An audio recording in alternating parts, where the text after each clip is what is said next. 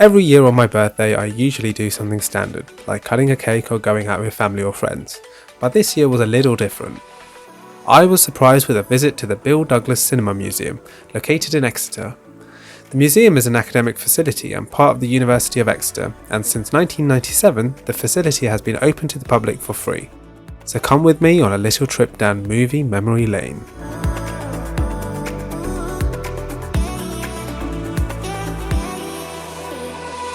The museum is named after William Gerald Douglas, better known as Bill, who was a Scottish film director who was famous for the trilogy of films about his own life, released between 1972 and 1978. He was also known for his love of collecting movie memorabilia, and along with his friend Peter Joel, the core collection of the Bill Douglas Museum was created.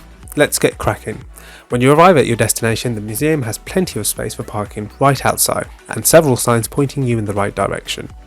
Once inside, you head through these glass gate thingies, and already there's a glass cabinet with some artifacts, but that's not what we're interested in because through the next pair of doors is the main event. I'm going to call this the Oval Room, but here you just have so much going on, and I became like a child in a candy shop. Okay, that's not really 2022 appropriate. I became like a child in a vape store. In the Oval Room you have some iconic memorabilia from various film genres and categories.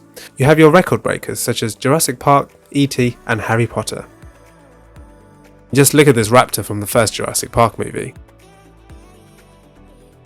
Here you have a little tribute to how far superhero movies have come since the early days of Superman 1.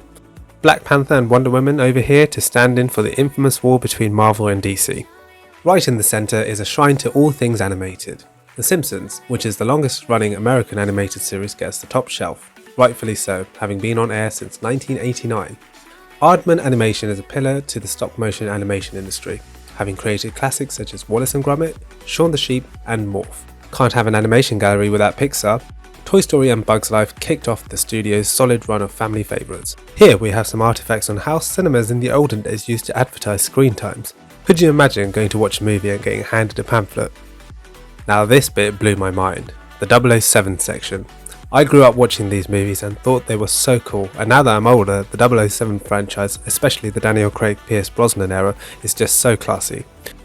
Bond is also known for its iconic music. Talking of cars, Bond cars have ranged from missile-launching BMWs to amphibious Lexuses, but none are more iconic than the Aston Martins, specifically the Aston Martin Db5.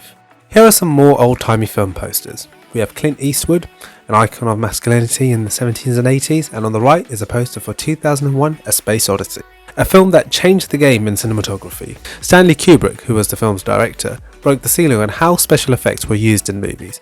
Oh my god, okay, so Doctor Who is my absolute favourite show and a massive part of my childhood, so to see this was just a delight. The museum has 2 levels, and on the lower level you can find all sorts of contraptions from the early ages of cinema, and literally everything that's not behind glass you can pick up and use and learn. For example, check out this really cool machine called the Mutoscope that literally shows you mechanically how film works. Movies are basically lots of pictures shown in quick succession, creating the illusion of movement, as you can see in this slow motion clip. There's also other cool stuff like this Mickey Mouse Magic Kaleidoscope, a child's first lens basically. This table looks like it's full of random knickknacks, but it holds some really cool items such as this moving picture book known as a Scanimation book. These things are called zoetropes, or zoetropes, I'm not sure, here's the spelling of it. They're basically long strips of pictures that when spun in these devices with a mirror in the middle would show moving images.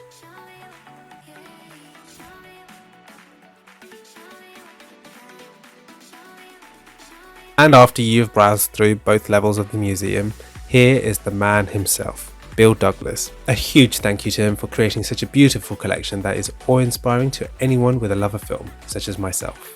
This museum can be part of a great day out, and I urge you to go visit if you find yourself in Exeter. Kids will love the interactive elements and adults will just love the nostalgia. Anyways, thanks for watching this video, and if you enjoyed it, please leave a like and subscribe. The next video involves the Lego Batmobile and you defo don't want to miss that.